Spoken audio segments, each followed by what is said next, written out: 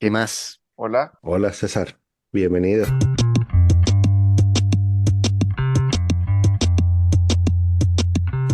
Esta fue una invitación muy curiosa porque parece que un amigo en común, J. Aguiño, cuyo nombre real no conozco, pero no es relevante para este caso, este, dijo que te teníamos que invitar. Entonces, hace como 3 semanas cuando cuadramos esta entrevista, yo hablé con mis contactos en la Casa Blanca y me dijeron que el día que había que hacerlo era hoy, Justamente este, hoy. justamente hoy. Tú ibas a darnos alguna información crucial desde el punto de vista geopolítico No puede ser, sobre... veremos. Sí, bueno, es como el tema del día, ¿no? Tú me preguntaste de qué ibas a Totalmente. hablar, tú me preguntaste de qué íbamos a hablar hace eso, como una semana, y yo que, no sé, el programa se llama ¿Qué más? Así que, No Sí, íbamos a sí, hablar no, del pero yo. disco de bueno, Beyoncé. Tú dijiste que querías hablar del disco de sí. Beyoncé nuevo o algo así, ¿no? Actually, quería hablar sobre la cosa esta de, parece que las uniones de hecho entre parejas del mismo sexo finalmente han sido pueden ser bendecidas por la iglesia, lo cual me parece una cosa muy de pinga. Sí. A No, mí también.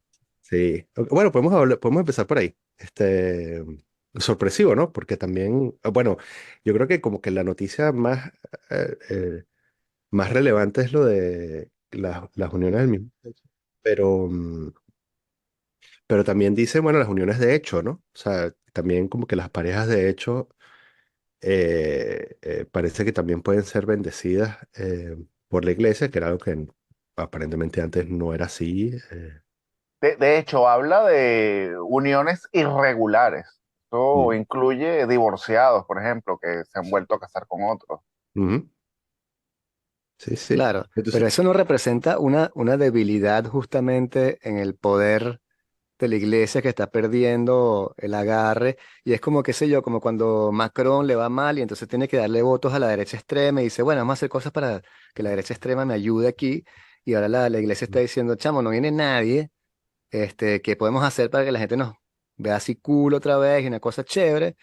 Y en vez de decir como que, bueno, vamos de pronto a hablarle a la gente de manera más directa o hacer unos ritos que sean más representativos, donde la juventud se pueda identificar y qué sé yo, buscar una forma de hablar a la gente. No, vamos a hacer una especie de virtue signaling y le decimos a la gente que ahora aceptamos ese tipo de matrimonio. De hecho, me acuerdo que en 1985 creo fue que fue que la iglesia le quitó la condena a Galileo Galilei.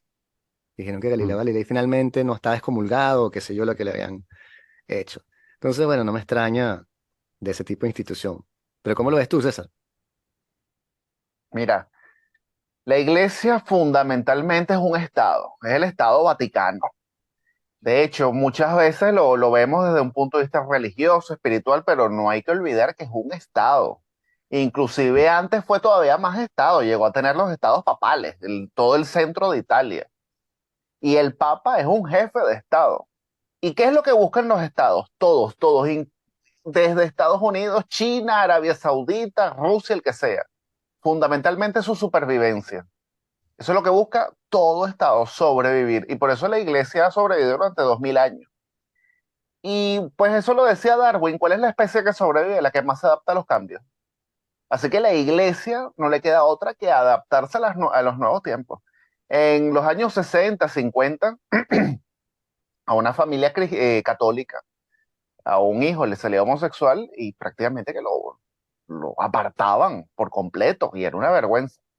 Hoy en día una señora católica no va a apartar a su hijo homosexual. Y si va a una misa y siente que el cura le está atacando a su hijo, pues no va a ir más a esa misa, no va a ir más a esa iglesia. Irá a otra cosa, pero no va a ir a esa. Entonces los tiempos cambian y la iglesia como Estado, buscando su interés nacional, estoy hablando del Estado Vaticano, tiene que adecuarse a los cambios para sobrevivir otros 2000 años o quién sabe cuánto. Pero ese es el interés nacional del Estado Vaticano y el Papa actuando como jefe de Estado pues que no le queda otra que adaptarse a los nuevos tiempos y adecuar a la iglesia. Así es como yo lo veo. mm, Claro. Y entonces es una inversión completa de la relación que teníamos antes, ¿no? En la cual la iglesia le decía a los estados lo que tenían que hacer y ahora la ciudadanía, básicamente los estados le están diciendo a la iglesia lo que tienen que aceptar y hacer. tal ¿Mm? cual. De alguna manera incluso los estados, porque al reconocer las uniones entre personas del mismo sexo, eh, al darle legitimidad, o sea, el momento en que los estados empezaron a reconocer las uniones eh, entre personas del mismo sexo, le otorgaron legitimidad y esta legitimidad supongo que condujo hasta este punto, ¿no? Porque si no hubiese pasado eso en los últimos 20 años, quizás estaríamos como, no sé, como en los 90, ¿no? Totalmente. Eh,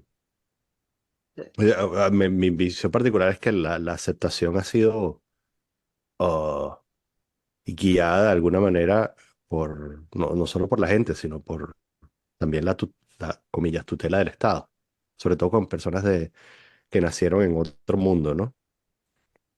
Sí, bueno, de hecho, la iglesia siempre se opuso a todos los cambios de legislación que han habido en Occidente y Mm, aún así no logró revertirlos ni pararlos. Y es muy interesante porque mucha gente de derecha muy conservadora en Occidente ha apoyado a ciertos gobiernos con la esperanza que estas legislaciones cambien y no ha pasado. Por ejemplo, mucha gente apoyó a Bolsonaro con una esperanza de que cambiaran ciertas legislaciones y eso no pasó en Brasil. Estoy seguro de que no va a pasar en Argentina y no ha pasado en otros sitios. Y mm, algunos movimientos o partidos están llegando ya al convencimiento. Yo lo sé porque lo estoy viendo en el debate, no tanto público, pero sí, digamos, más privado. Algunos partidos como Vox se están dando cuenta que nunca van a llegar a nada serio en España si no cambian ciertas mentalidades. Lo que sabemos es que el tiempo no retrocede. Entonces lo único que mm, queda es adecuarse a los nuevos tiempos.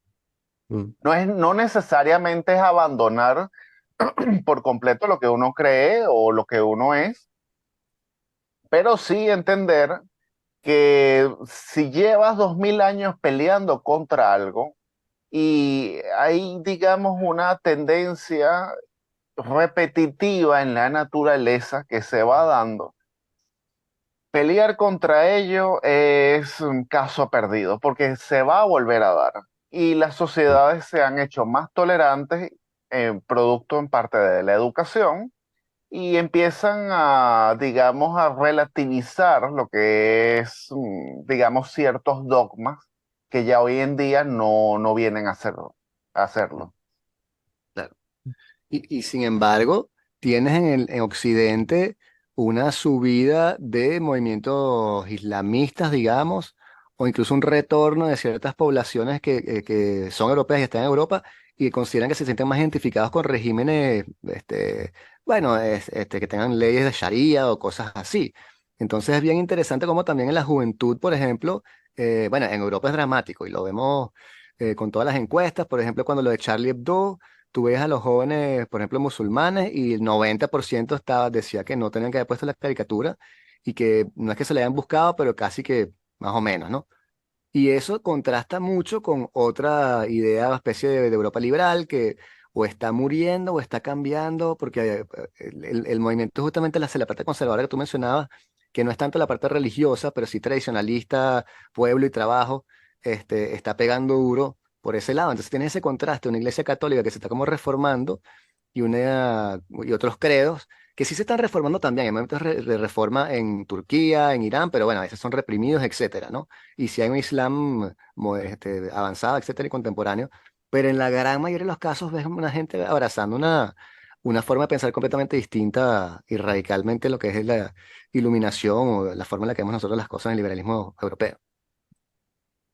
Fíjate tú que en las elecciones pasadas, Vox creo que comenzó una campaña, creo que la comenzó bien, en el sentido que decía, el partido que mejor apoya a la comunidad gay en España somos nosotros, porque nosotros somos los que vamos a dar seguridad. Y de hecho, Claro. y no está tan alejado de la realidad, porque ok. hay muchos homosexuales que están diciendo, bueno, ok, cierto partido habla de mis derechos, habla de integrarnos y eso está muy bien, incluso apoyaron el matrimonio homosexual, pero le está abriendo las puertas de par en par a gente que nos va a caer a a cuchilladas en la calle. Entonces ya la cosa está cambiando. Así que Vox empezó muy bien. Después considero yo que cometió un gravísimo error de que publicó una pancarta en el centro de Madrid, una pancarta electoral, y era la mano de Vox votando a una serie de ideologías y entre ellos puso la bandera de Mm, LGBT. Y por supuesto eso generó un escándalo. Estamos hablando que lo hiciste en un país como España y de paso en una ciudad como Madrid. Los que conocemos Madrid mm, sabemos que eso es un error garrafal. mm, Entonces, por supuesto que eso le restó varios votos. Pero si nosotros vemos lo que pasa en otros países como Holanda, por ejemplo, que tiene un partido de derecha, yo no lo califico de extrema derecha porque ahora es el ujú, término extrema derecha se ha ujú, vulgarizado demasiado, inclusive a un ujú, libertario como Milei lo llaman de extrema derecha. No, ujú, Milei a lo mejor es extremo libertario, pero no es extrema derecha, es otra cosa, en mi ujú, opinión.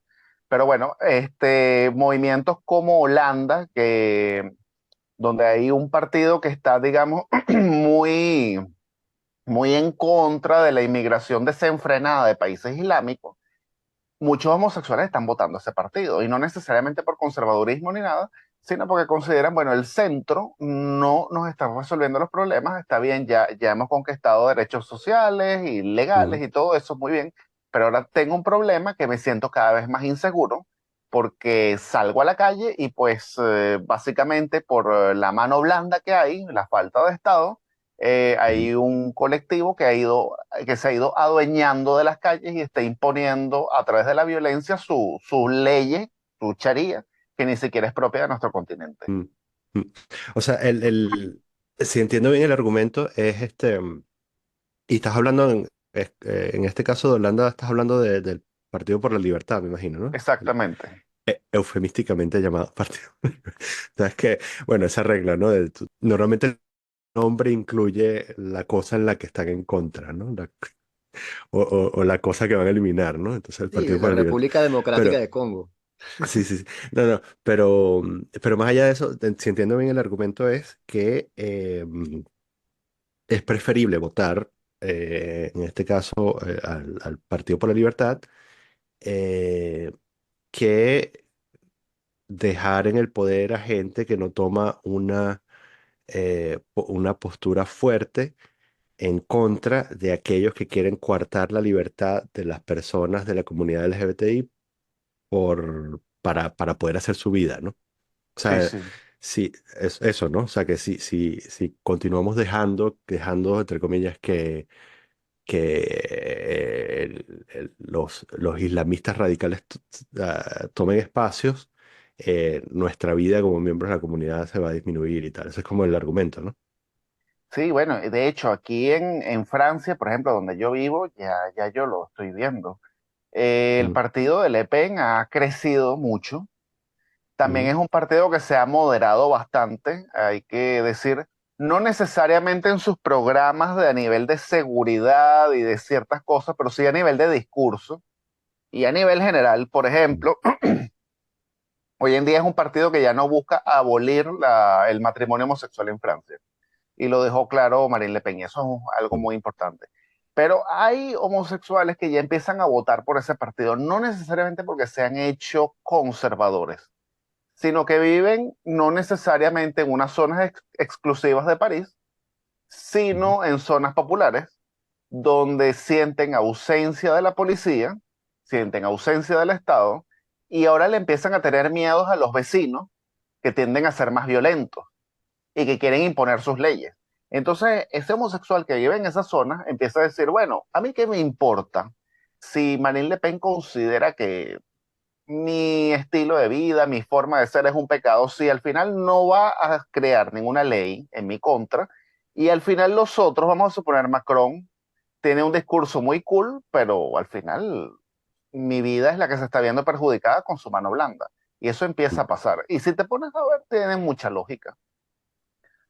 mm, Sí. Pero me pregunto hasta qué punto, o sea, estoy de acuerdo con tu lectura de la cuestión, pero a veces me pregunto si yo no estoy imbuido en una retórica de los medios de comunicación que quieren hacer crear esta narrativa, esta realidad. Es decir, hasta qué punto estamos sufriendo la especie de invasión musulmana o ¿cómo es la teoría del reemplazo, ¿no? La teoría del reemplazo que Eric Zemmour la plantea aquí en Francia. Este, y hasta qué punto no será justamente un ardid mediático para vender periódicos y para poner a la gente a discutir. Hoy, evidentemente hay algo anclado en la realidad, pero hay muchas comunidades que sí están integradas, hay muchos intercambios. O sea, me molesta a veces el discurso de gente como Zemmour y Le Pen que meten a todos los musulmanes en el mismo saco. Y hablan, dicen que no son franceses y que son gente distinta y tal. Y eso, o sea, yo conozco muchos musulmanes, yo vivo en París, y son completamente franceses y le van al equipo de Francia, etcétera. En fin. Entonces, por eso es que me desolidarizo con el discurso de Marine Le Pen en particular y sobre todo el de Eric Zemmour, que es mucho más radical. Eh, pero sí me parece interesante, como dices tú, que están subiendo, y hablábamos la semana pasada justamente con Daniel de un caso que sucedió en Francia, en el cual hubo dos ataques terroristas, y en uno no dijeron el nombre de la persona porque era un nombre árabe, y en el otro sí lo dijeron porque era un nombre, creo que se llamaba Armando o algo así, Ujú. y lo comentamos aquí. Y entonces los medios mismos que están tratando de bajarle la atención a esta confrontación cultural, le echan aceite al fuego, haciendo este tipo de tretas de hacer que la gente no hable de cosas, ¿no? Esta tendencia como que en el COVID la vimos muy en boga, de no permitirle a la gente discutir cosas libremente de manera abierta. Mira, o sea, lo que tú dices es cierto. Primero, tenemos que partir de la base que en Francia, por ejemplo, es un país donde no se hacen encuestas étnicas. Entonces ya de por sí hay un problema científico para categorizar un poco la población. Ahí tenemos un problema.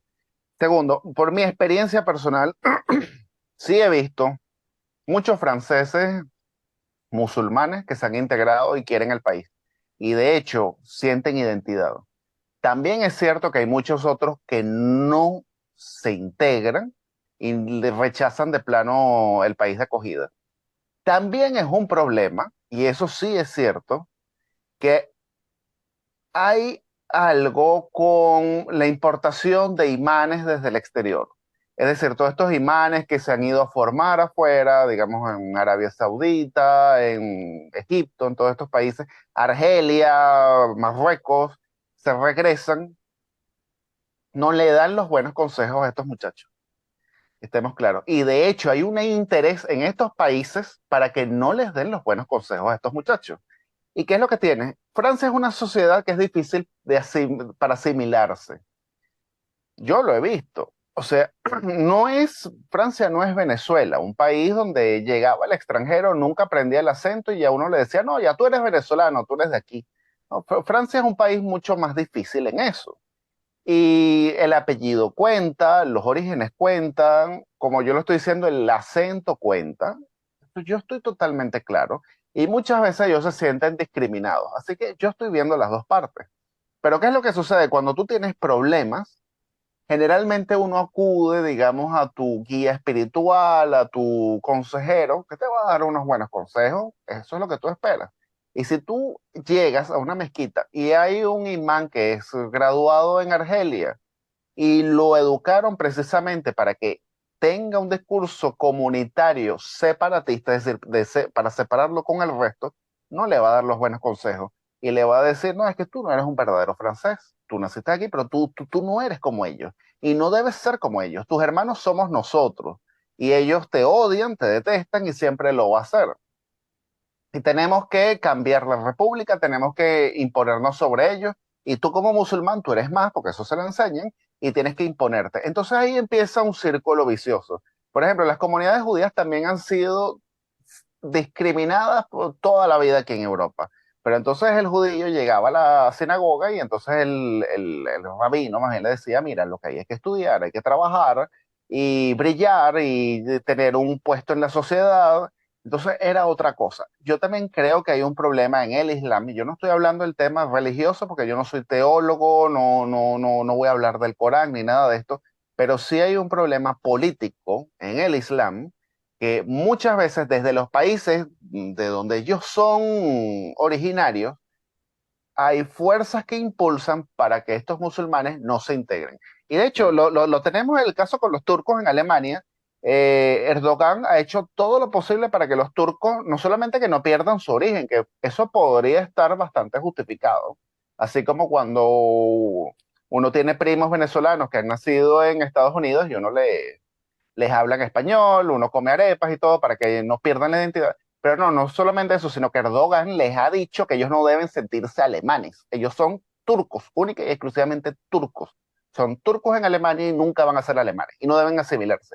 Entonces, hay también unas fuerzas políticas que vienen del Medio Oriente y del norte de África que han hecho todo lo posible para que aquí haya un choque cultural.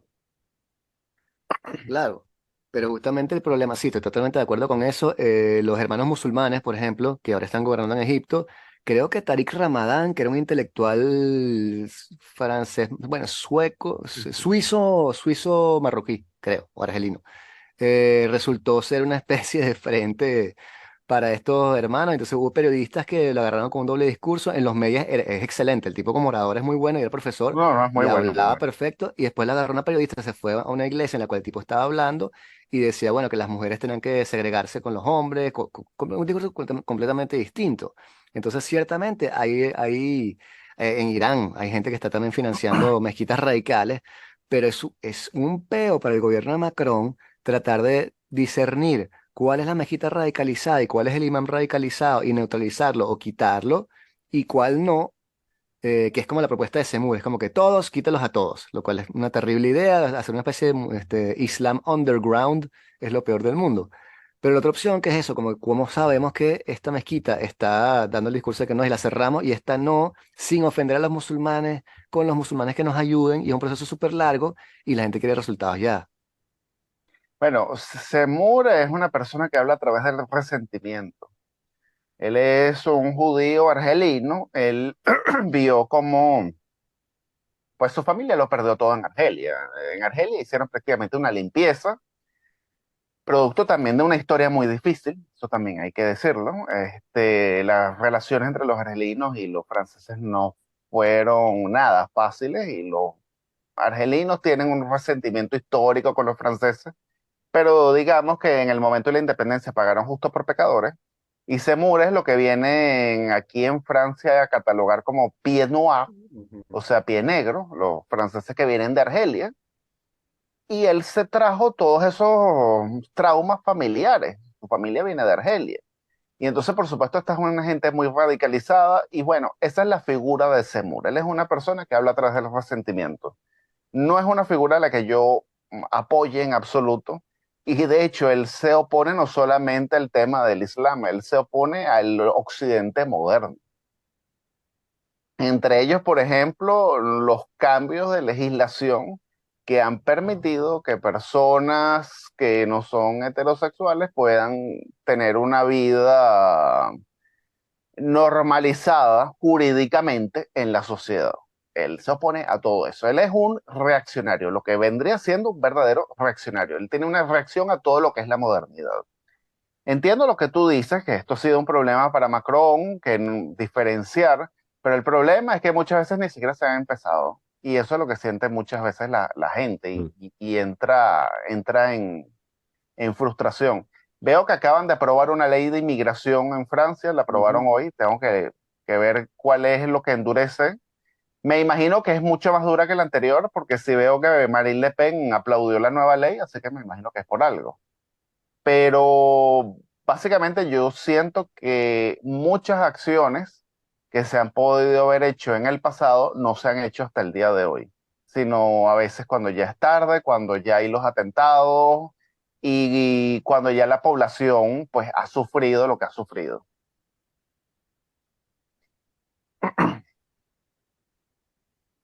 Bueno, Y no sé cómo lo sí, ves sí, tú sí. estando en París, pero bueno.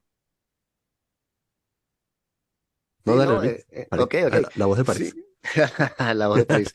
Sí, completamente de acuerdo. Y Semur efectivamente es un loquito, pero sacó 16% o algo así. Y lamentablemente con los hechos que están sucediendo ahorita, en los ataques terroristas que hubo, el de Crepol y el otro, que no me acuerdo dónde fue, el de la Torre Eiffel, le están dando leña al fuego de Semur, lamentablemente.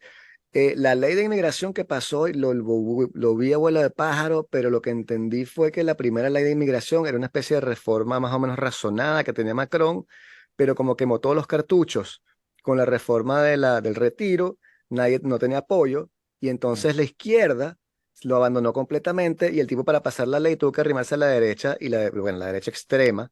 Y entonces partes de la ley que hubiesen beneficiado incluso a la izquierda, había una parte que decía que iban a legalizar a todos los inmigrantes que tuvieran trabajo pero no papeles, los iban a legalizar. Entonces eso lo quitaron porque fueron a ver a la derecha extrema y dijeron, "Aquí me quitas eso", Mm. y la pusieron más dura.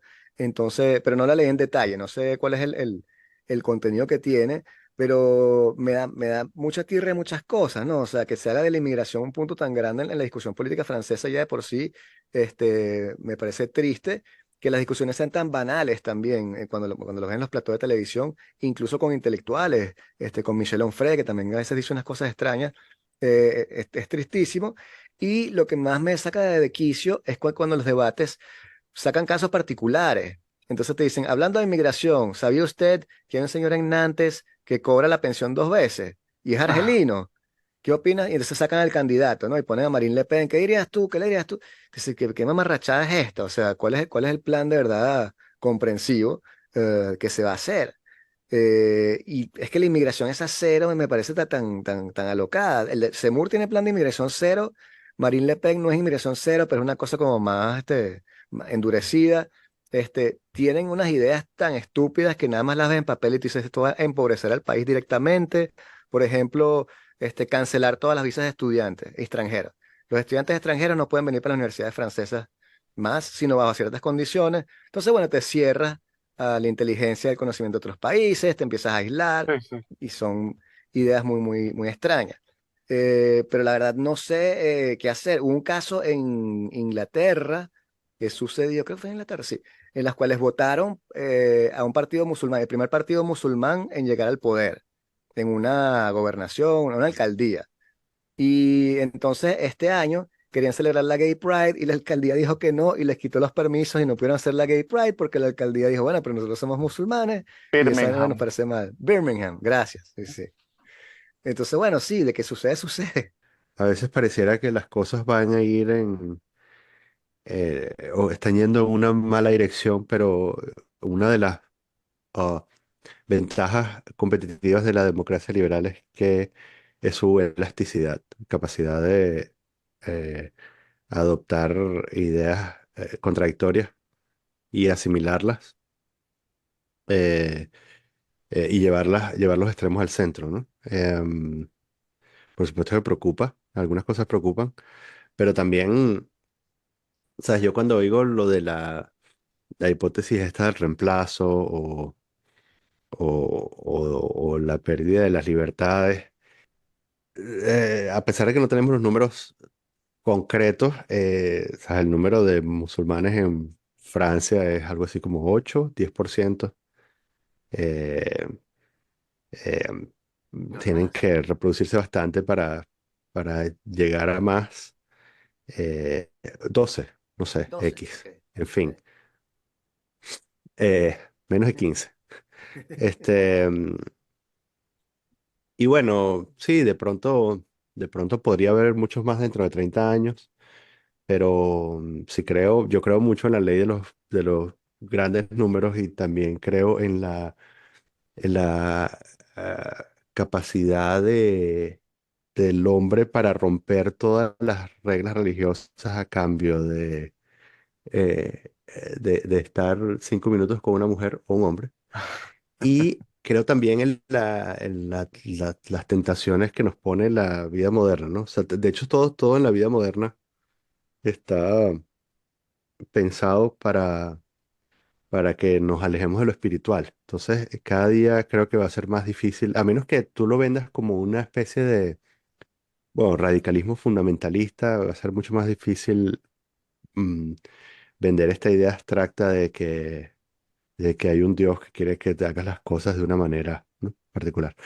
Entonces, em, sí, me parece que hay, hay todavía alguna capacidad de absorber a toda la gente que le parece que los valores de la República no son dignos de ser defendidos. Y, y si nos ponemos a ver, esa es la última vez que de verdad, salvo por las dos guerras, y aquí, bueno, corríjanme, eh, la última vez que esto estuvo seriamente amenazado fue durante la Comuna. Mayo del Y 68. no, no, porque, ok, bueno, ok, buena esa, pero yo creo que el mayo del 68 fue como una especie de LARPing de la Comuna, era como, o sea, es como una especie de teatro del absurdo, donde había dos partes haciendo un papel, ¿no? Entonces, ¿sabes? Famosamente la reacción, el drama generado por la policía fue lo que, fue lo que alimentó el espíritu revolucionario de los jóvenes del mayo del 68, pero estaban evocando la comuna, ¿no? Entonces, cuando veamos yo creo que cuando veamos a musulmanes, o sea, construyendo barricadas en el centro de París, yo creo que eso va a ser como que, bueno, un momento en el que quizás eh, habría que considerar que esto podría ser un problema, pero, ¿sabes? Cuando eso suceda, va a venir el CRS y va a matar a, ¿sabes? 50 personas. Y bueno, habría que ver si eso dura más de una semana o un mes. Entonces, bueno, quizás diríamos, ahí en ese momento y quizás yo empezaría a decir, bueno, quizás esto sea un problema. Pero por ahora más bien es como, bueno, un tema ahí, o sea, un tópico que usan los políticos para diferenciarse por la mínima diferencia. Am, no me parece tan grave. Sí, o sea, es que a mí lo que me molesta del discurso es que desde el punto de vista parisino, o sea, no le tengo miedo a una evolución de la cultura francesa, metan ahí lo que ustedes quieran entender por ello, Mm, hacia otra cosa en el siglo XXI. Creo que sí hay una fusión y se pueden agarrar cosas de diferentes culturas y agregarlas a Francia, que Francia siempre ha hecho eso. Y les pongo un ejemplo. El otro día salimos por aquí con los chamos y tal, y fuimos a un parque y hubo una especie de pseudo pelea entre dos chamos adolescentes. Y entonces uno le insultó y tal, y le dijo Wallah, que es como dicen aquí los chamos, en vez de decir Wallah, Wallah quiere decir algo de Dios, ¿no? En fin, es una palabra árabe. Y cuando me volteé, el chamo era asiático, weón. Era un chamo ujú, asiático peleando con, o sea, insultándose con un chamo árabe, pero le dijo Wallah. Y me di ujú, cuenta de que simplemente todo el mundo dice, o sea, los jóvenes dicen Wallah porque le escuchan en los raperos y tal, y lo que dicen los raperos lo van adoptando. Y eso no me da miedo. Sí, puede ser que, por ejemplo, Michel Onfray tenga razón y una pérdida cultural y está sustituyendo Wagner por un rapero horrible. Puede que tenga mm, razón, pero no me da mucho más miedo ya que eso, pues no me siento en una especie de amenaza existencial como parece querer mostrarlo cierta derecha. Puede que me equivoque, que me terminen acuchillando también por ser blanco o católico o qué sé yo, ujú, que ha sucedido, pero por lo menos en la capital le tenemos mucho más tolerancia, no sé si sea eso, si siempre estás rodeado y lleno de gente así, entonces no haces la ujú. diferencia. Para mí el francés es Rashid, ¿sabes? Son la gente que yo conozco aquí, pues. Entonces, pero otra vez, capaz que me equivoco.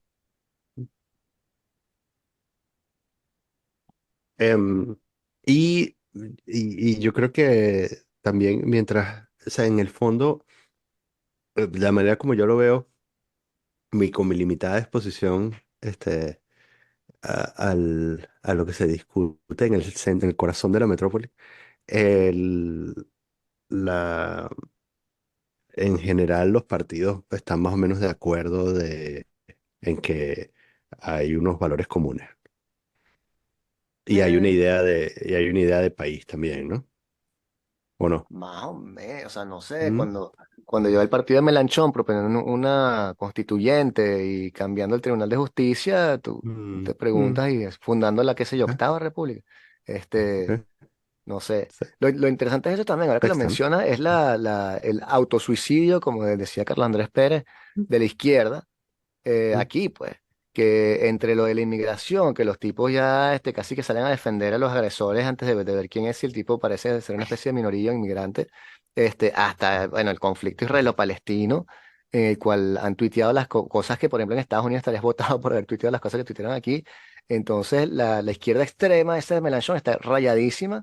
Y la izquierda del Partido Socialista es una vaina de cifrinos parisinos, huevón, de que te reúnes aquí en unos salones a hablar sobre el wokismo y no sé qué vaina. O sea, eso no representa a nadie. nadie le interesa, y los personajes en sí mismos carecen de carisma y son patéticos y hasta malos, pues. Totalmente. Entonces, sí, y no solo en Francia, creo que en otros países también se está reproduciendo ese esquema que sube la derecha extrema, como hablábamos al principio, y la izquierda parece no querer hacer nada. Es impresionante. Bueno, es que comenzando que Mélenchon ni siquiera es izquierda, en mi opinión, ese ni siquiera es izquierda francesa, él es izquierda latinoamericana. Él es un francés enamorado del proyecto chavista. De hecho, él ha ido a Venezuela, él habla perfecto el español. Vi una entrevista que le hicieron a él estando en Venezuela. Y una de mis primeras impresiones acá en Francia fue las elecciones presidenciales del 2017, creo que fue, cuando ganó Macron. Había un meeting muy importante acá en Toulouse, en un parque que está al lado del río. Y yo me acuerdo que yo estaba al otro lado y yo vi ese gentío, pero era un gentío. Entonces yo dije, nada, yo voy a ir a ver a Melanchón, a ver qué tal. Y cuando llego, eso era Hugo Chávez Frías hablando, solo que en francés, con los mismos gestos y todo. Bueno, él intentó importar, o es lo que le ha hecho, la izquierda latinoamericana en Francia. Él no le gusta lo que se llama la izquierda caviar, que es la izquierda de toda la vida de Francia, que es una izquierda, pero con su buen queso y champaña. No, no, no, no, es la izquierda Mm. latinoamericana, con la misma lucha de clases y el mismo resentimiento. Y por supuesto que los procesos sociales uno no los puede calcar, porque cada sociedad es distinta. Y ahí es donde ha tenido el freno Melanchón. Y por eso él nunca ha ganado unas elecciones presidenciales. Y en mi opinión nunca las va a ganar. Porque él está tratando de reeditar el proceso venezolano en Francia. Son sociedades distintas con contextos distintos. Totalmente. Y, Mm. y antes mencionabas a Milei. Hablábamos hace unas semanas con una amiga que vive en Argentina y hemos seguido más o menos lo que plantean y personalmente me parece que los argentinos tienen que escoger entre el cáncer y el SIDA, básicamente, que es como no hacer ninguna reforma y es un desastre y se escoñeta esa vaina, o haces las reformas que parece estar planteando Milei, que significa que vas a lanzar ¿qué? A 40% de la población a la pobreza más abyecta y entonces, con la esperanza de que de pronto dentro de 5 años se arregle la economía. ¿Cómo lo ves tú? Mira, si yo hubiese sido argentino, yo hubiese votado por Milei, pero con muchísimo miedo. Y te lo digo porque yo no soy libertario. Yo conozco a muchos libertarios, tengo amigos libertarios, por eso hago la salvedad, lo libertario no es extrema derecha, porque Mm. ya lo quieren poner hasta como un Hitler y todo, no, no, no, no, Mm. él Sí, sí. no es nada de eso. Puedes decir que él es extremo, porque es un extremo, pero extremo libertario, es otra cosa. Las ideologías políticas no son dos, son varias. Pero entre el kirchnerismo y Milei, yo hubiese votado por Milei. Argentina necesita un cambio, pero como te lo digo con muchísimo miedo, porque no me gustan las medidas tan extremas. Y creo yo que en Argentina una medida tan extrema puede ser perjudicial. Tengo mucho miedo de qué es lo que él termine haciendo. A lo mejor es un tipo inteligente, a lo mejor en el camino, sí, o sea, no vamos a decir que él va a ser de centro ni nada, pero terminas cediendo en ciertas cosas y no termina siendo un programa tan radical. A lo mejor es lo que yo espero, me gustaría, pero entiendo por qué los argentinos votaron por Milei. En efecto, es un país que ha sido destruido por décadas de populismo y de corrupción, sobre todo los últimos gobiernos de los Kirchner. La corrupción fue escandalosa y los argentinos estaban ávidos de un cambio. Toda la culpa, si lo de Milei al final no resulta, que espero que no, espero que se resulte, no le podemos echar toda la culpa a los pueblos que en un momento determinado se cansan y quieren un cambio Mm. porque sus políticos no han sabido responder a las circunstancias. Pero como te lo digo, yo entiendo por qué los argentinos votaron por Milei. Yo hubiese votado por Milei, asustado, muy asustado. Y estaría ahorita rezando porque el tipo lo haga bien. Porque no soy un hombre de medidas demasiado rígidas en política. Creo que en política hay que ser muy flexible. Y igual tampoco es que hubiese muchas opciones, ¿no? O sea, eh, por eso también lo del cáncer y el SIDA, ¿no? Porque si hubiesen continuado por donde iban, sí, no iban a convertirse en uno de esos, bueno, en uno de esos casos en los que un país logra dos veces en el mismo siglo convertirse en un estado fallido, ¿no? Sí, totalmente. Este, mira, y ¿cómo ves tú, bueno, el tema de hoy, ¿no? Que es la liberación, el canje de Alex Saab. El triunfo del realismo político. Ajá. El triunfo del realismo político. El sistema internacional es anárquico por Mm, completo. Así que lo único que se vale en el sistema internacional no es lo que a mí me gusta, es lo que es la pistola. ¿Cómo conseguía Maduro liberar a Alex Saab? Secuestrando a ciudadanos norteamericanos y utilizándolos como moneda de cambio. Y en mi opinión, y creo que eso mucha gente no lo ha entendido en Venezuela, desde hace un tiempo Estados Unidos ya no está interesado por un cambio en Venezuela, mm, ni está interesado por elecciones libres en Venezuela. Después de que el chavismo haya hecho el referéndum del Esequibo y haya puesto 10,5 millones de votos, nadie en su sano juicio puede creer que ahí va a haber unas elecciones limpias. Nadie en su sano juicio. En mi opinión, como realista político que soy, mm, yo creo que de lo que está detrás de todo esto es que Estados Unidos está loco por tener una excusa perfecta para terminar de quitar las sanciones por completo a Venezuela. Por supuesto, la producción petrolera se va a disparar y el gran ganador va a ser Chevron, que le están ujú, dando toda la producción petrolera a Chevron en Venezuela. Y eso es lo que quiere Estados Unidos, porque Estados Unidos sabe que con este CNE no habrán elecciones limpias. Maduro nunca va a salir del poder, o el régimen, digamos, el régimen no ujú, va a salir del poder después que tiene tantos crímenes y todo, no se puede permitir eso. Y lo que ujú, necesita es un parapeto, un show para tener la excusa. Y María Corina se va a prestar para eso consciente o inconscientemente.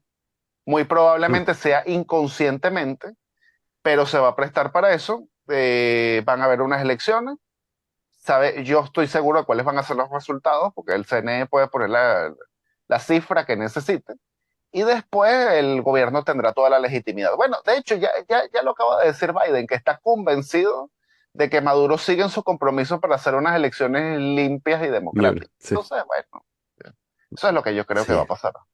está un poco engañado. El, yo la verdad, bueno, quizás porque he visto demasiadas películas, pensaba que no negociaban con terroristas, pero, pero parece que sí. Este, y yo pensaba que le iban a poner un valor más alto, honestamente. Pero bueno, también eso son un poco de gringos, ¿no? O sea que también, ¿cuál es el valor real de ese tipo? 10 gringos, 15 gringos. Sí, debe estar por ahí, ¿no? Este, y lo que sí es que, bueno, igual no hay luz, ¿no? No, O sea, lo que pasa, no quiero ser optimista, lo que estoy tratando de decir es que esto no va a solucionar nada, no, porque es una incompetencia sistémica que no es, y nada es causa de las sanciones. no, no, no. Entonces, bueno, eso se va a seguir hundiendo, ¿no? Sí, para el pueblo llano no va a representar mayor cosa, Ujú. pero al gobierno le va a venir mayores ingresos. Mm, La empresa petrolera americana que está en Venezuela, Chevron, va a tener mayores ingresos también. mm, mm, y Estados Unidos va a tener un proveedor seguro de petróleo, mm, mm, teniendo todas las mm, crisis geopolíticas que mm, hay. Ya lo estamos viendo en Yemen, mm, todos estos barcos que pasan por el estrecho Bab el-Mandeb mm, están paralizados y bueno, Estados Unidos como que le está poniendo el ojo a Venezuela otra vez. Y tú que mm, decías que creías que Estados Unidos no negociaba con terroristas, mira, es que voy a ir más allá mm, y espero que esto quede grabado. sí, Vamos a ver el día en que el presidente de Estados Unidos, yo no estoy hablando de Biden, el presidente de Estados Unidos, lo estoy hablando muy sea quien atemporal, sea, sí, sí. se va a reunir con Putin, le va a dar la mano y se va a pasar todo esto. ¿Cuándo? Fuck. Cuando estalle el problema en China y ahora Ah, Occidente necesita el petróleo infinito y barato mm, de Rusia y mhm, precisamente para quitarle mercado. mm, La Realpolitik siempre se impone ante los valores. mm, mhm. O sea, tú dices cuando se prende un peo, bien sea en el estrecho o con Filipinas o algo así, ¿no? Así lo creo yo. Ujú. Sí, eso sería una lástima. Pero sí, lo puedo, o sea, siguiendo el hilo, puedo verlo, ¿no? También. Este, por eso es que sí, en líneas generales no hay que comprometer tu personalidad o lo que eres con la idea que puedes tener, No, no. la idea que puedes tener de un país extranjero, ¿no? Esta idea abstracta de no puedes estar 100% a favor no puedes comprometer tu personalidad para estar 100% a favor de Ucrania o de Israel Porque al o de final, Gaza o de al final no somos ciudadanos de ese país. Y al siempre te final van a joder. cada Sí, estado busca su propio interés nacional y proteger a sus sí, ciudadanos. sí, sí, Bueno, sí. lo vimos cuando los norteamericanos salieron de Afganistán. Mm, Ese poco de afganos que habían trabajado con los americanos, hasta se tomaron de sí. las ruedas del avión. O sea, eso fue unas imágenes dantescas. Y en el avión, ¿quiénes iban adentro? Los ciudadanos americanos. O sea, el Mm, avión estaba para Estados Unidos. Al sí, sí. final, cada estado, al final siempre va a velar eso por sus propios intereses. Mm, continuando una larga tradición iniciada en Vietnam. Sí, tal Sin cual. Este, embargo, ajá. este, me cuesta creer, capaz que me equivoco otra vez, porque Mm, me equivoqué ya en este tema en varias elecciones anteriores. Me cuesta creer que el equipo de María Corina no tenga eso claro, porque el hecho de que le vayan a robar las elecciones, creo que todo el mundo lo tiene como una hipótesis plausible. Entonces, que no tengan otra carta bajo la manga de ellos y que no tengan alguna forma de presión, no sé, algún chip ahí que muevan no, pero me cuesta creer que la tipa vaya para el matadero así de lo más contenta y la jugada sea como que, bueno, vamos a hacer unas elecciones que obviamente voy a ganar yo y la gente en la calle, eso va a ser suficiente para que Maduro se baje o algún tipo militar se voltee. Esa es mi esperanza, lo cual no cambia nada de lo que dijiste sobre la Chevron, eso va a pasar. Pero por lo menos si María Corina llega, cambian las leyes y podemos visitar a nuestra familia de manera más fácil, de lo que uno espera siempre, ¿no? Claro. Yo entiendo tu argumento, lo entiendo perfecto y a lo mejor espero que sea yo el que me equivoque ahorita, por lo que te voy a decir, pero ese argumento yo lo vengo escuchando por lo menos los últimos 20 años, Sí, sí, que sí. siempre hemos dicho, oye, yo no creo que vayamos al matadero sabiendo cómo es el CNE, cómo va a ser todo esto y no tengamos un plan B. Y al final nunca hubo plan B y al final no pasaba nada. Sí, sí, sí. A lo mejor María Corina es la genio política que esta vez sí va a tener el plan B, no sé, mm, pero mi experiencia me dice que no va a haber plan B. Y mm, considero yo, es muy probable que María Corina más bien está presa de las circunstancias. Está, digamos, muy esperanzada en algo que pueda hacer Estados Unidos. Y ahí es donde yo le diría que los países están solos, no tienen amigos y simplemente tienen sus intereses. Y Estados Unidos va a actuar en función de sus intereses y la va a apoyar hasta tanto y cuando le convenga. Es mi opinión. mm, mm. Mm, Sí. lamentablemente. Mira, César, estás en Toulouse, ¿es? Sí, en Toulouse. ¿Cómo terminaste ahí? Bueno, yo vine a hacer un máster en seguridad y defensa. Oh, Luego me quedé trabajando y luego estoy haciendo el doctorado. En estos momentos hago el doctorado y aquí en la mm, universidad. ujú, Y bueno, es una ciudad bastante acogedora, es en el sur ujú, de Francia, sí, me ha gustado muchísimo.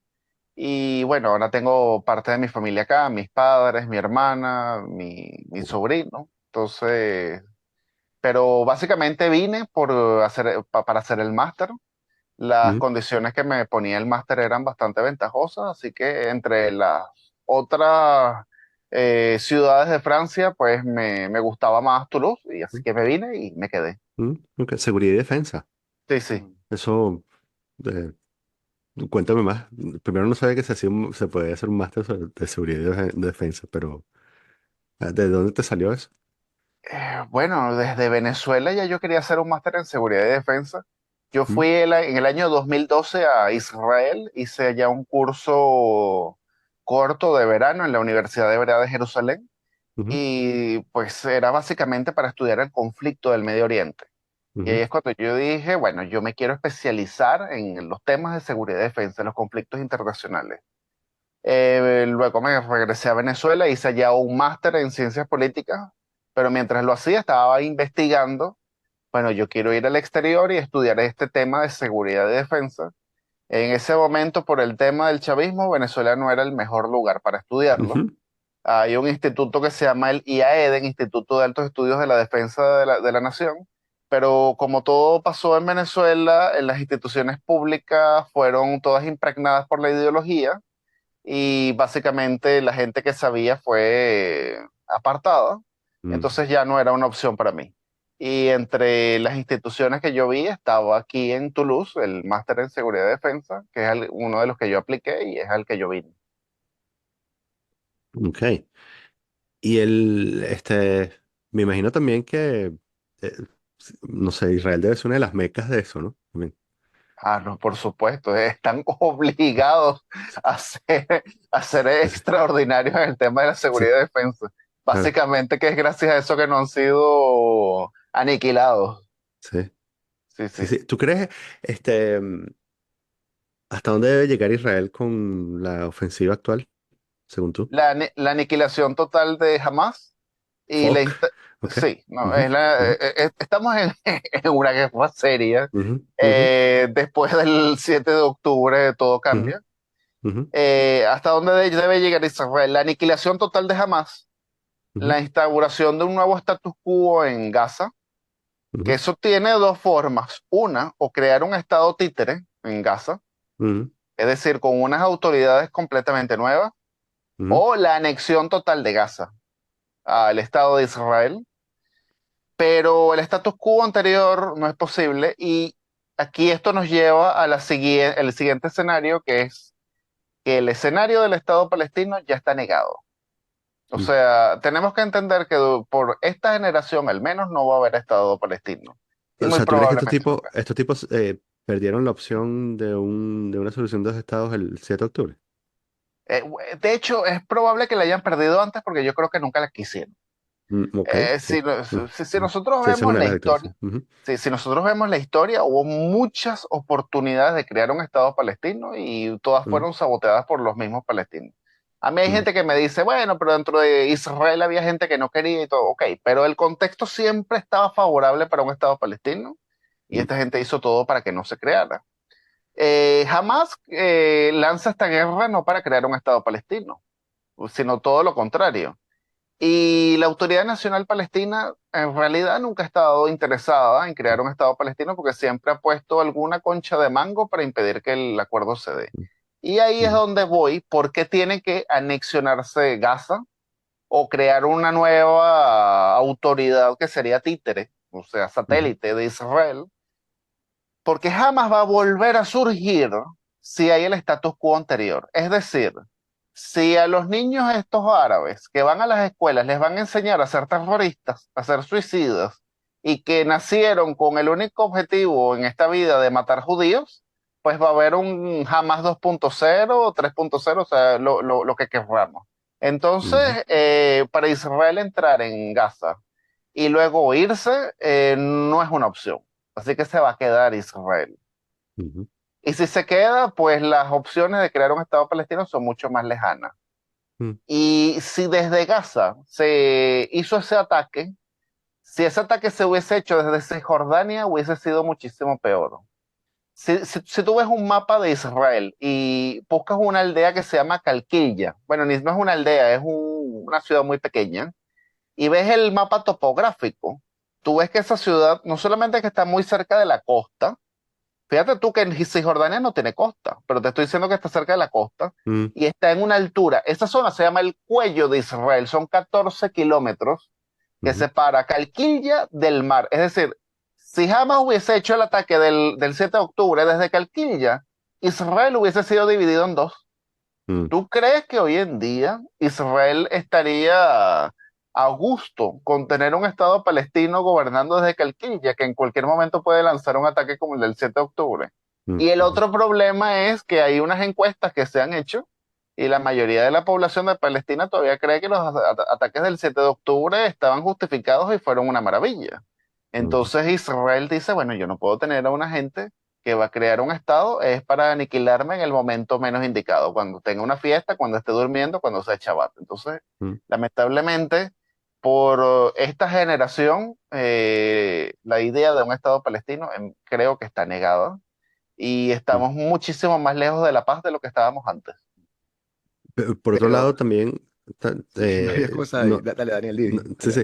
sí. También, a diferencia de lo que le pueda estar pasando a Hamas o a cualquier autoridad palestina, para Israel, para el gobierno de Israel, tiene un costo político hacer esto, ¿no? Entonces, o sea, tiene algunas fuerzas en contra que prefieren llegar a una especie de paz o un alto el fuego, ¿no? No, no, no, en estos momentos no. De hecho, si Netanyahu no va hasta el final, Netanyahu cae mañana mismo.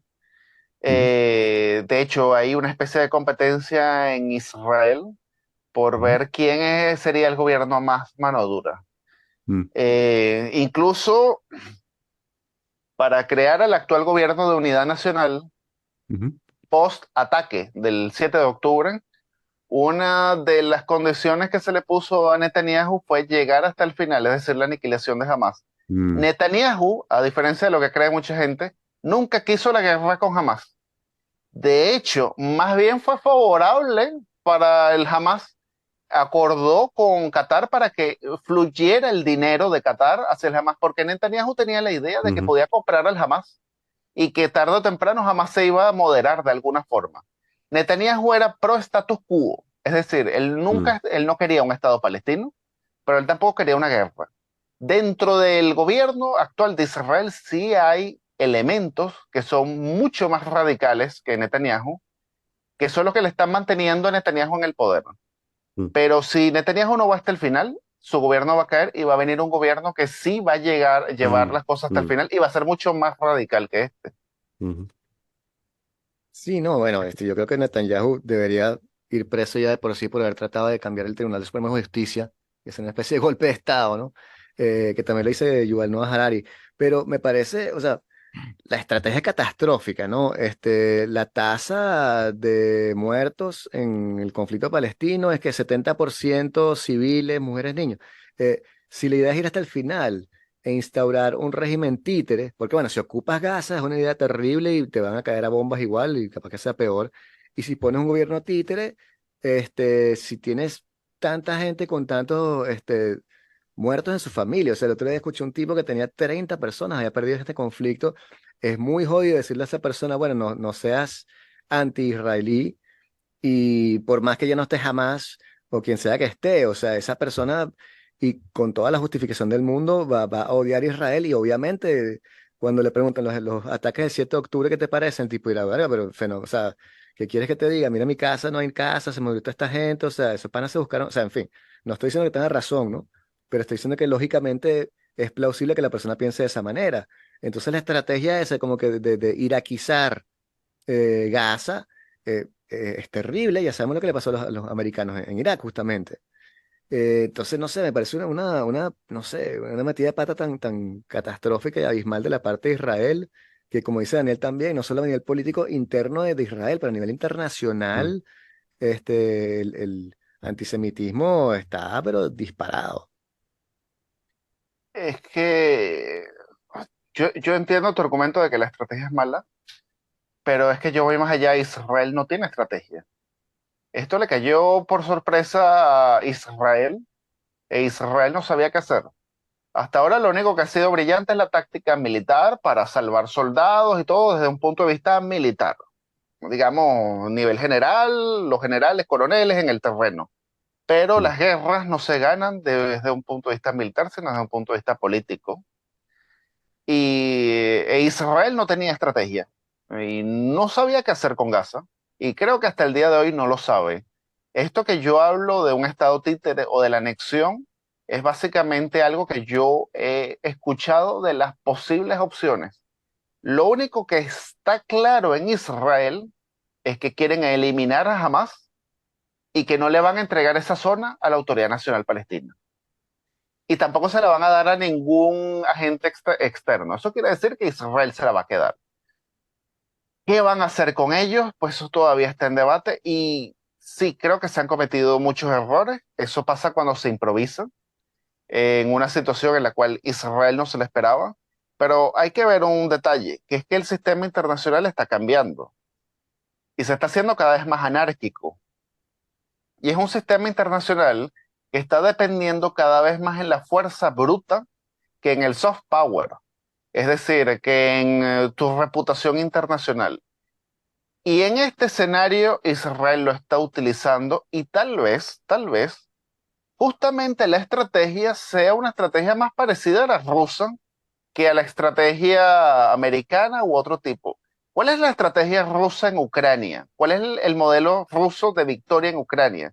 Ellos tienen un modelo de victoria y lo están por conseguir, que es, aparte de anexionar gran parte del país, la Ucrania que no se anexionen, dejarla como un estado completamente disfuncional, empobrecido, que no se va a unir a ningún bloque, ni a la OTAN ni a la Unión Europea, y lo van a dejar completamente arruinado. Y después ese país arruinado se lo van a vender al mundo. Esto es lo que le pasa a un país cuando se hace antirruso.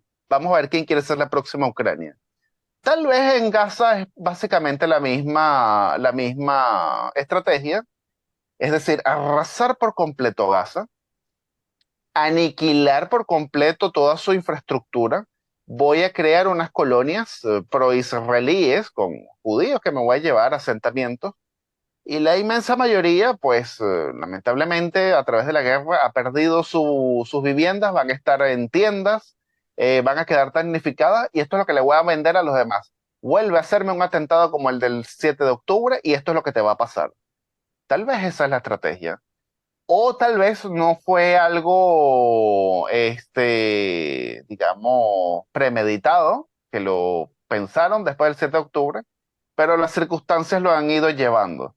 Porque para meterse en Gaza, estamos claros que han tenido que haber derribado una gran cantidad de edificios. Estamos hablando de una zona muy densamente poblada, una zona que estaba llena de túneles por todas partes donde iba a haber muchos daños colaterales y donde esos refugiados tenían que irse. Pero Egipto nunca los dejó entrar. O sea que los países árabes también son culpables de lo que están viviendo los gazatíes. Egipto nunca los quiso, no los dejó entrar. E Israel no los puede dejar entrar en su territorio.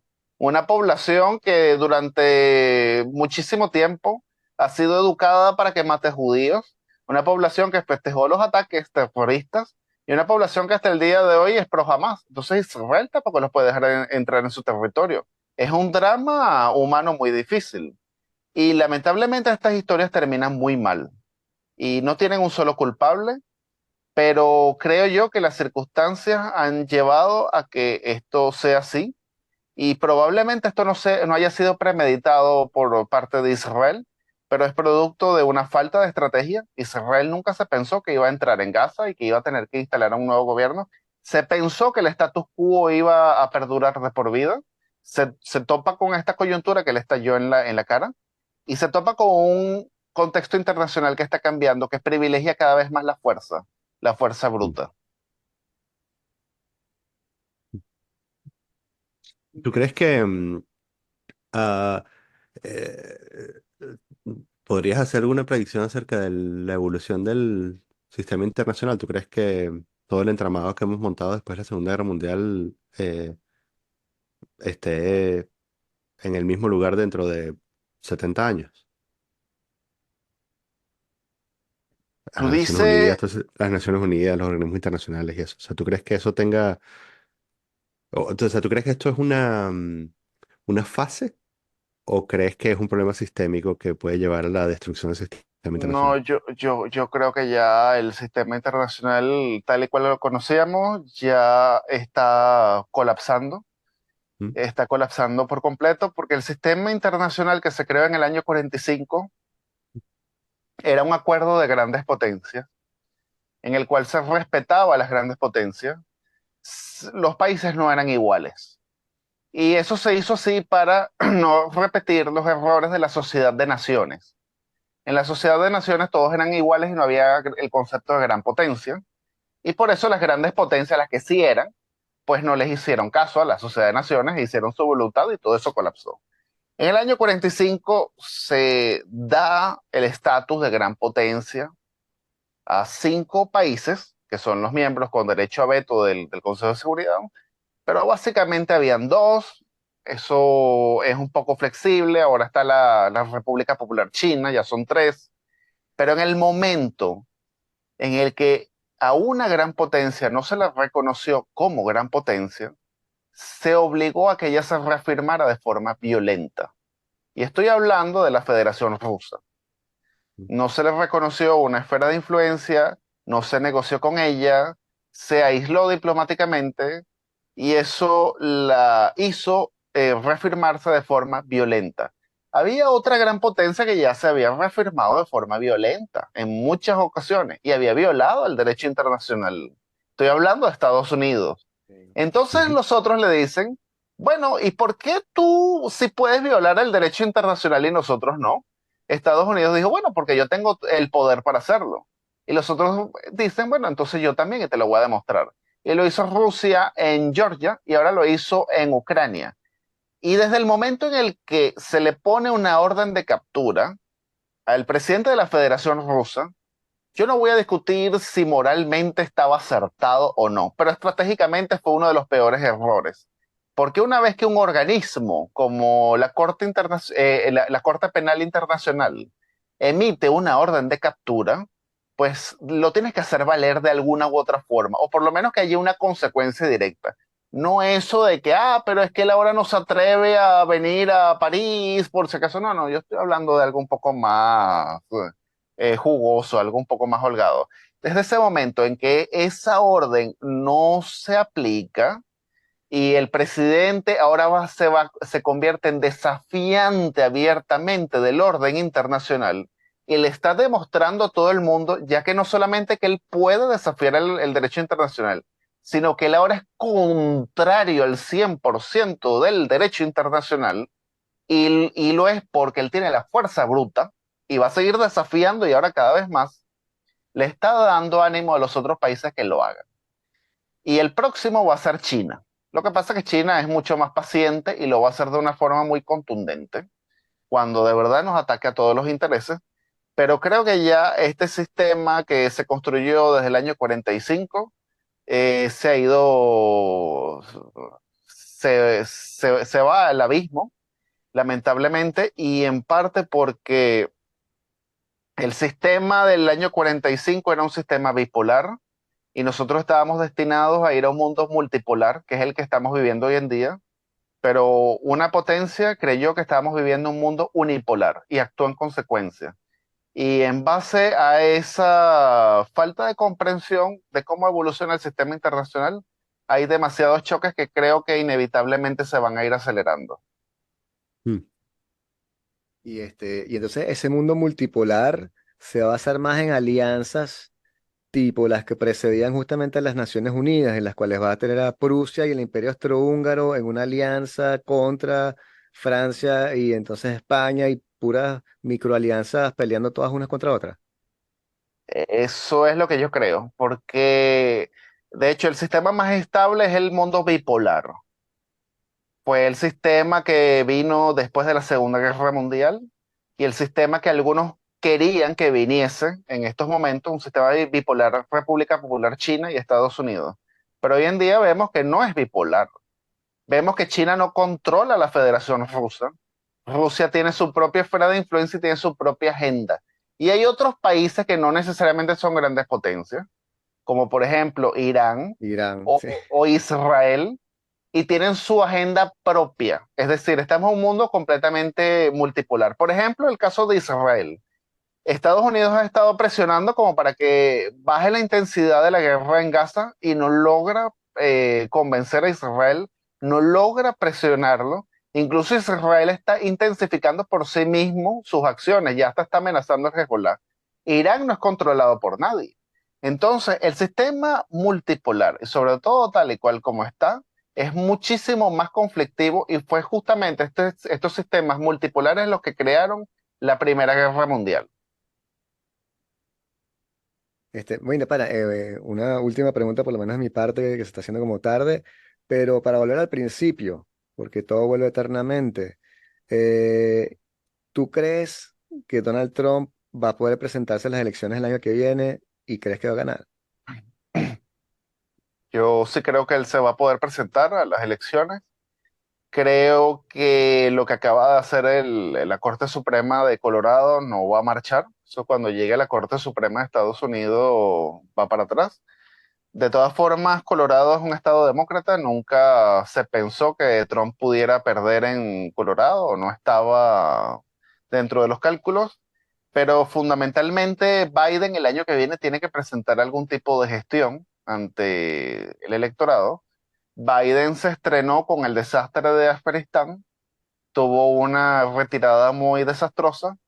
Posteriormente se lanzó a la guerra en Ucrania. Le ofreció no solo a su electorado, a la humanidad entera, derrotar a Rusia, romperle la espalda, como de hecho lo dijeron, Ujú. y para eso se han gastado miles de millones de dólares del contribuyente, que ahora el año que viene tienen que demostrar de que sirvieron de algo. Y no creo que sea el caso. De hecho, por lo que yo he estado leyendo, los resultados del aumento de producción militar rusa se van a empezar a ver el año que viene. Es decir, creo que el año que viene va a ser un año para la guerra en Ucrania bastante negativo. No sé de verdad qué pueda presentar Biden para convencer a su electorado de que voten por él. Y Trump tiene algo a su favor, que es que Trump ya ganó. O sea, él ya gobernó durante sus primeros 4 años. Cuando él se había lanzado en aquella época, muchos decían, no, no se puede votar por Trump, porque ese hombre nos va a llevar a la Tercera Guerra Mundial. Y él no inició ni una sola guerra. Y ahora la gente cansada, porque estas situaciones bélicas generan un hastío. Y pues bueno, hemos estado dando demasiado dinero para una guerra que no sirvió de nada. Y ahora Trump tiene todas las cartas para decir, mire, yo en mi época yo no los metí en guerra. Ahora tienen este señor que nos metió en una guerra que de paso perdemos. Voten por mí para yo resolver estos problemas. Y creo que eso es lo que va a hacer la gente. Y por eso es que estos análisis no deben ser tomados como una profecía, a no ser que haya un hecho extraordinario, una variable que no vemos en estos momentos, o algo que genere una conmoción social, que cambie por completo el contexto. Pero si ese no es el caso, yo creo que la tendencia va a ser de aquí a las elecciones que Trump va a ir aumentando el apoyo. César, gracias por venir, pana. Fue un placer conocerte. Gracias. Si la pasaste bien, te vamos a invitar otra vez. Por supuesto que sí, la pasé muy bien.